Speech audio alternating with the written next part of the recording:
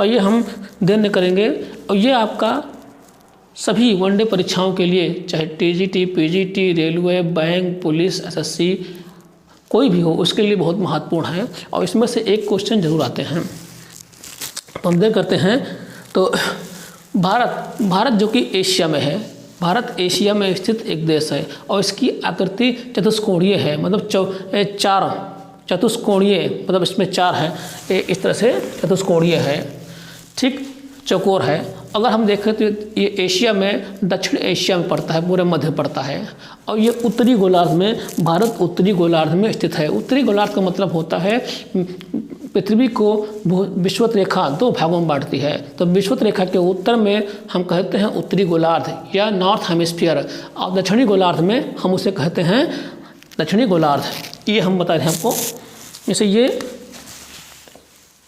पृथ्वी है तो ये आधा, तो नीचे वाले को कहते हैं दक्षिणी गोलार्ध और ऊपर वाले कहते हैं उत्तरी गोलार्ध।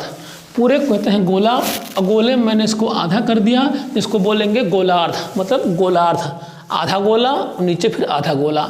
तो इस तरह से हम भारत उत्तरी गोलार्ध में स्थित है, ठीक है।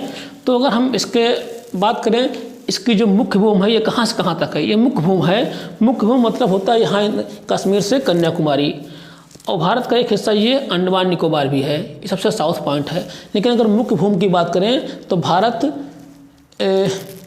का जो अक्षांशीय विस्तार है 8 डिग्री 4 मिनट, 8 डिग्री 4 मिनट से, 8 डिग्री मतलब हुआ विषुवत रेखा कितना हुआ, 0 पे है। तो 0 से 1 2 3 4 5 6 7 8 9 10 8, तो विषुवत रेखा से 8 जो हो लाइनें हैं, अक्षांश रेखाएं हैं, ऊपर आइए, ठीक है। तो वहाँ से हम 37 खाने तक जाएंगे, मतलब 8 डिग्री 4 मिनट से 37 डिग्री 6 मिनट तक भारत का विस्तार है। ये हो गया आपका मुख्य भूमि। लेकिन अगर पूरे भारत की बात की जाए तो यहाँ पर ये कन्याकुमारी का क्षेत्र जो है ये इंदिरा पॉइंट से ऊपर है, अंडमान निकोबार में है। तो अगर पूरे भारत की बात की जाए तो 6 डिग्री 45 मिनट, 6 डिग्री 45 मिनट से 37 डिग्री 6 मिनट तक है।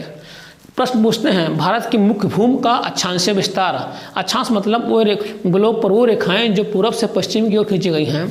तो मुख्य भूमि 8 डिग्री 4 मिनट से आपका 37 डिग्री 6 मिनट।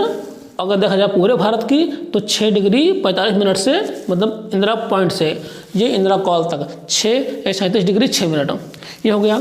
अगर हम बात करें देशांतरीय विस्तार, देशांतर मतलब होता है वो कल्पित रेखाएं जो ग्लोब पर उत्तर से दक्षिण की ओर खींची गई हैं। आगे इसके बारे में बनाने देंगे वीडियो।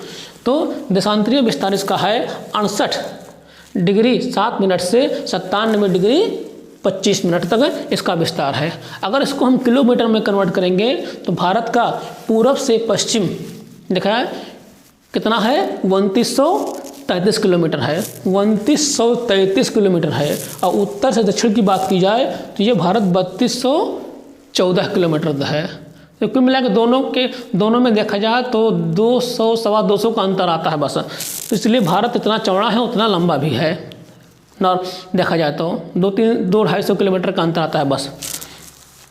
अब देखें तो ये तो हो गई लंबाई चौड़ाई अक्षांश रेखाएं हो गई।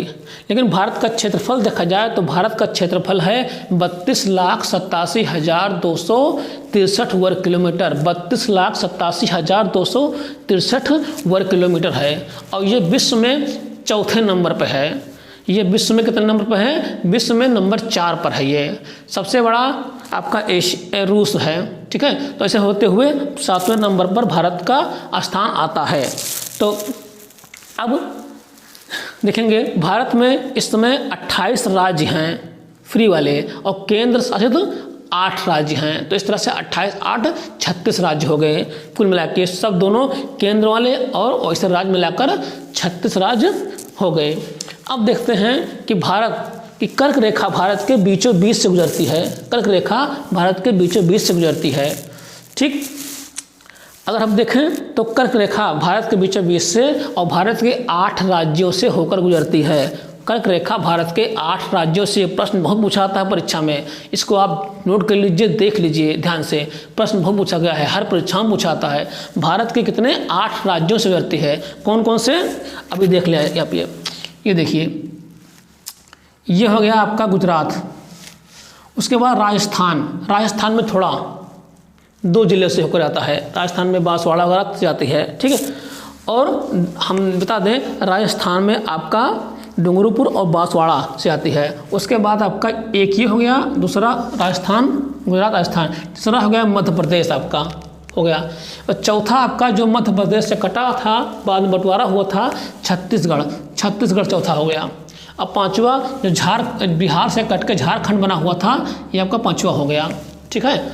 और उसके बाद हम बात करेंगे छठवां आपका पश्चिम बंगाल हो गया, पश्चिम बंगाल, और 7वां त्रिपुरा, 8वां मिजोरम, ठीक है। तो इस तरह से भारत के ये 8 राज्य हैं जो कर्क रेखा पर स्थित हैं। गुजरात, राजस्थान मन में बना लीजिए, मतलब जब तक आप मैप को दिमाग में नहीं बनाएंगे तब तक नहीं आएगा, ऐसे आँख मूंदेंगे आपको ऑटोमेटिकली याद हो जाएगा, ठीक।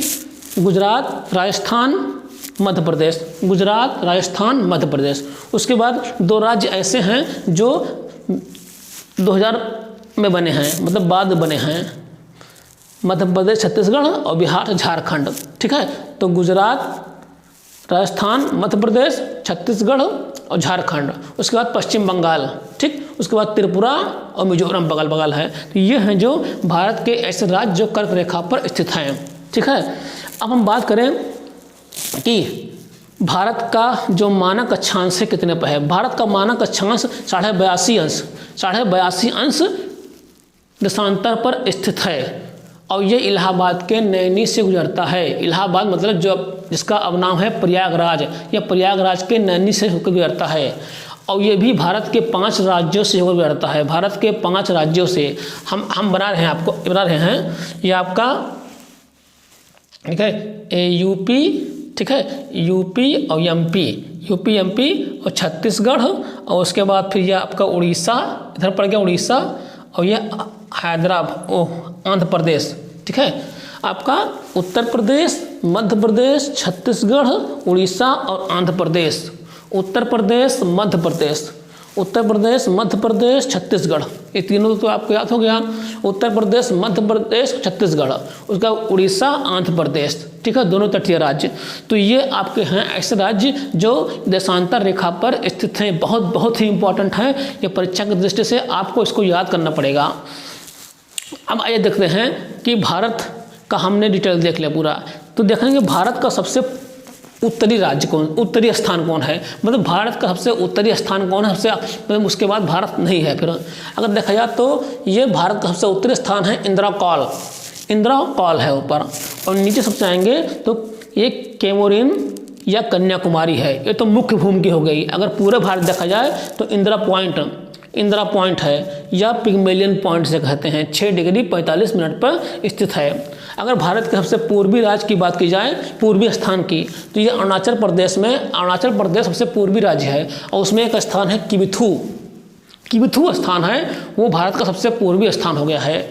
अगर हम पश्चिम की बात करें तो गुजरात राज्य है, और गुजरात में ये गौर माता, कहीं गौरी माता कहीं गौर माता लिखा होता है, ये सबसे पूरब का स्थान है। तो उत्तर में इंदिरा कॉल, नीचे इंदिरा पॉइंट, किबिथू और गौर माता, कहीं कहीं गोहर माता लिखा होता है। ये आपका हो गया भारत के बारे में डिटेल कुछ हो गया है, ठीक। अब हम बात करेंगे भारत के पड़ोसी देशों के बारे में। तो भारत के पड़ोसी देशों के बारे में बता रहे हैं। अगर भारत के पश्चिम में आएंगे तो ये पाकिस्तान है, और थोड़ा उत्तर पश्चिम में जाएंगे तो ये अफगानिस्तान है, ठीक। और इधर आएंगे चीन है, इधर ऊपर नेपाल है, और इधर भूटान है, और ये आपका बांग्लादेश, इधर म्यांमार। तो मिला के 1 2 3 4 5 6 7 भारत के 7 देश जो है पड़ोसी देश हैं, जिनकी सीमाएं भारत से छूती हैं। श्रीलंका नहीं रहेगा, श्रीलंका तो दूर है, इसके बीच में आडम का ब्रिज है, राम सेतु है, ठीक है, वो तो दूर है। लेकिन ऐसी बात कर रहे हैं जिसकी सीमा भारत से छूती हो, एक बाउंड्री बनाई गई हो। तो देखेंगे तो क्योंकि यह स्थान पीओके में चला गया है, इसलिए जान नहीं पड़ता है कि हमारा जो पड़ोसी है ये अफ़गानिस्तान है, लेकिन हम पीओके तो हमारा ही है, ठीक है। तो इसलिए ये अफ़गानिस्तान, देखिए सबसे ज़्यादा अगर बाउंड्री हम शेयर करते हैं, सबसे ज़्यादा बाउंड्री अगर हमारी छोटी है, बनती है, तो किसके साथ? बांग्लादेश के साथ बनती है। सबसे ज़्यादा प्रश्न पूछा गया है कि सबसे ज़्यादा भारत की बाउंड्री या सीमा किससे बनती है? बांग्लादेश से बनती है, और ये बनती है 4096 किलोमीटर, 4096 किलोमीटर बनती है, ठीक है। और सबसे कम अगर बनती है तो ये अफ़गानिस्तान का बनता है, 107 किलोमीटर बनती है, 107 किलोमीटर का बनता है, 107 किलोमीटर का। तो ऐसे प्रश्न आएगा कि भारत से सबसे ज़्यादा सीमा शेयर करने वाला, सीमा छूने वाला देश कौन सा है? तो ये आपका बांग्लादेश है, ये यहाँ पर है। ये भी पहले पाकिस्तान था, ये पूर्वी पाकिस्तान था, तो 1971 में हम लोगों ने इसको आज़ाद कराया है। और सबसे कम अफ़गानिस्तान 107 किलोमीटर की सीमा बनाता है, ठीक। ये हो गया आपका भारत के बारे में कुछ छोटी सी जानकारी। तो आई होप आपको पसंद आया होगा, और इसमें अगर कोई दिक्कत हो या कुछ भी हो तो आप हमें कमेंट कर सकते हैं, और आप वीडियो ज़रूर लाइक कर दिया करिए। लाइक करने से क्या होता है कि हमारा हौसला बढ़ता है। धन्यवाद।